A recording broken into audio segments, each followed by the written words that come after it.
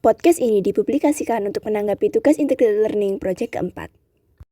Sebelum dimulai, tolong bantu kami untuk like video ini ya. Beri juga tanggapanmu tentang video kami di kolom komentar. Dan tekan tombol subscribe di bawah untuk mendukung kami dan channel ini. Terima kasih, selamat menyaksikan. Indonesia terbentuk dari berbagai keragaman, di mana suatu kondisi dalam masyarakat yang terdapat banyak perbedaan dalam berbagai bidang. Keberagaman di Indonesia dapat dilihat dari sisi musik, adat istiadat, rumah adat, makanan khas daerah, tarian daerah, bahasa daerah, budaya setiap daerah, dan sebagainya. Keberagaman di Indonesia bahkan telah diakui oleh UNESCO, seperti contohnya batik, keris, angklung, tari Sahman, dan pertunjukan wayang. Hal ini membawa dampak positif bagi bangsa Indonesia, yaitu memberi ciri khas bagi bangsa Indonesia yang membedakannya dari bangsa lain, sehingga Indonesia memiliki kehidupan bermasyarakat yang berwarna. Hal ini didukung oleh Indonesia yang berada di antara dua benua dan dua samudra, sehingga menyebabkan peta Indonesia yang strategis, sehingga banyak turis yang berkunjung dan membawa budaya asal mereka. Adanya keberagaman juga mempererat kesatuan dan kesatuan di Indonesia, serta menjadi daya tarik bagi para wisatawan dari mancanegara, serta dapat mengarahkan roda ekonomi. Hal ini membuktikan bahwa keberagaman Indonesia merupakan salah satu kekayaan yang berharga. Selain dampak positif, keberagaman ini juga menimbulkan dampak negatif bagi Indonesia, yaitu dapat mengakibatkan ketidakharmonisan, bahkan perpecahan bangsa dan negara. Kita sekarang justru mengabaikan keberagaman Indonesia, yang membuat keberagaman di Indonesia semakin luntur. Generasi penerus bangsa pun lebih mencintai budaya luar daripada budaya lokal dengan alasan budaya luar lebih baik dibanding produk lokal. Sehingga secara tidak sadar, mulai lupa dengan budaya kita sendiri. Kita sebagai generasi penerus sebaiknya membanggakan budaya lokal dan mengenalkannya pada orang luar pula, agar budaya lokal semakin berkembang kualitasnya. Kita sebagai anak bangsa harus bisa menjaga keberagaman negara kita, agar keberagaman ini agar tidak luntur dan tidak diklaim oleh negara lain. Indonesia memiliki banyak potensi, namun sayangnya hal ini kurang dilirik oleh masyarakat. Kita memiliki potensi yang besar dan baik dari berbagai sisi. Namun pada kenyataannya, potensi-potensi ini jarang diekspos.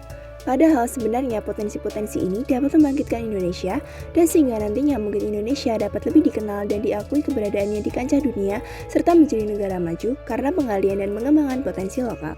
Indonesia dikenal sebagai negara yang kaya akan budayanya. Salah satunya adalah musik. Seperti yang diketahui, warga Indonesia memiliki potensi untuk melakukan pengembangan di bidang musik. Contohnya adalah pada waktu lalu lagu Lati yang dibawakan oleh Wirgenius yang memadukan konsep budaya tradisional Jawa dengan musik modern mampu membawa Indonesia ke kancah dunia karena lagunya yang sangat tenar dan sangat mendunia, dan bahkan di cover secara ensemble oleh banyak penyanyi dari seluruh dunia. Hal ini membuktikan bahwa sebenarnya musik di Indonesia memiliki potensi untuk dikenal masyarakat dunia pula. Mungkin apabila masyarakat mendukung musik-musik Indonesia, mungkin musik Indonesia dapat menjadi suatu genre musik tersendiri yang didengarkan oleh orang-orang di seluruh dunia. Dan hal ini tentu saja membanggakan karena bisa saja Indonesia menjadi salah satu pusat hiburan musik. Namun sayangnya hal ini kurang dilirik oleh masyarakat. Hal ini dapat dilakukan dengan cara mengapresiasi para musisi ataupun pemain alat musik tradisional, baik itu musisi besar maupun musisi kecil. Dengan mulai mengapresiasi musisi-musisi Indonesia, terutama yang berkecimpung dalam musik tradisional, kita dapat membantu melestarikan budaya lokal pula. Untuk membantu melestarikannya, media Indonesia dapat membantunya, yaitu dengan mulai mengisi program-program TV dengan program-program yang berkaitan dengan musik tradisional atau membuat tren di sosial media. Hal ini dapat membantu promosi budaya lokal dan menarik minat masyarakat untuk berkecimpung dalam bidang musik tradisional pula. Yang jelas, kita harus menanamkan budaya lokal dan menarik minat sebanyak-banyaknya, terutama kepada kaum milenial, karena mereka adalah generasi penerus bangsa. Contoh yang kedua adalah gamelan. Gamelan saat ini sudah sangat mendunia. Gamelan Indonesia sudah beberapa kali tampil di luar negeri. Bahkan sebelum Indonesia merdeka pun, gamelan sudah go internasional dan dikenalkan oleh kelompok Jawa di Paris, tepatnya pada tahun 1889. Dan pada tahun 2017 ada pertunjukan resmi gamelan yang bernama International Gamelan Festival 2017.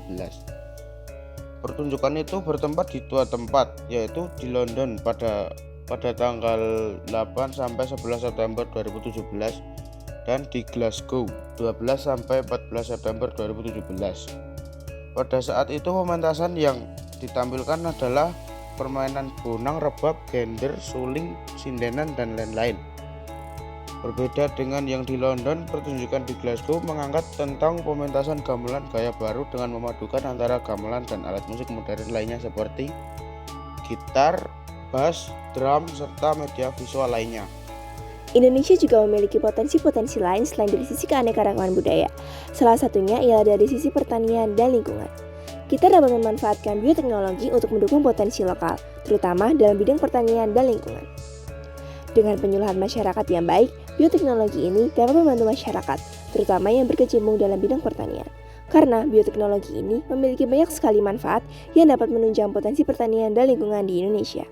Namun, sayang sekali bahwa di Indonesia, dana penelitian dalam bioteknologi sangatlah minim. Faktor lainnya yaitu rendahnya sumber daya manusia, fasilitas, serta kebijakan pemerintah.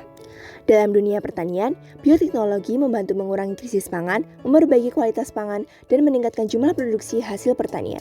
Dan di dalam bidang lingkungan, bioteknologi dapat meningkatkan kualitas lingkungan yang telah tercemar seperti bioremediasi, bioleaching, mengurangi sampah plastik dan memproduksi bioplastik, serta memproduksi pupuk hayati yang ramah lingkungan. Seperti yang telah kita ketahui, Indonesia memiliki potensi hasil pertanian dan lingkungan yang baik. Hal ini seharusnya dapat didorong lebih baik lagi dengan adanya pemanfaatan bioteknologi agar pertanian dan lingkungan di Indonesia akan maju ke arah yang lebih baik. Sehingga sebisa mungkin Indonesia dikenal sebagai pemasok hasil pertanian terbesar di dunia.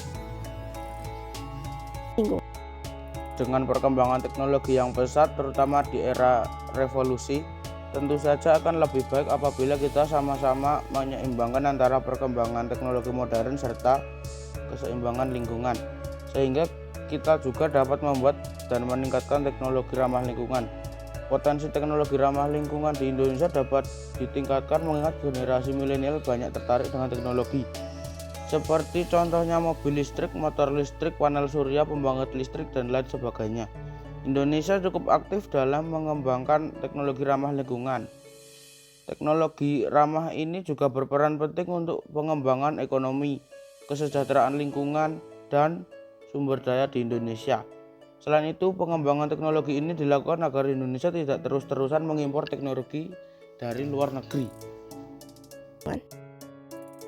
Sebagai warga negara Indonesia, kita harus melestarikan budaya dan potensi dalam negeri. Pada era saat ini, banyak penerus-penerus bangsa yang menyukai hal-hal dari luar negeri.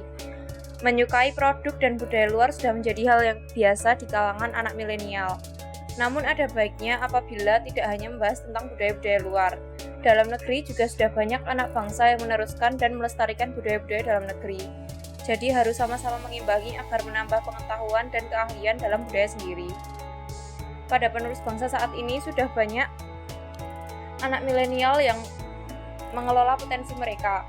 Kita harus bangga menjadi penerus bangsa yang melestarikan budaya dalam negeri, serta bertekad untuk mau mengelola segala macam potensi lain yang ada di negeri ini.